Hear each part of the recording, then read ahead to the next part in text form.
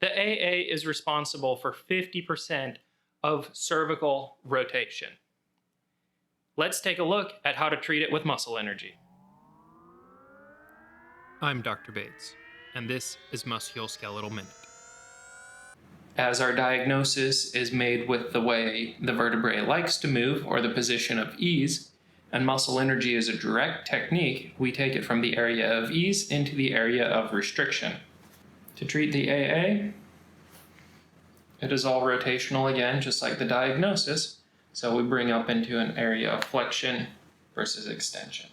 More restricted, rotating to the left, so up here, and go ahead and look to the right, and relax, and again, and relax, and again, and relax.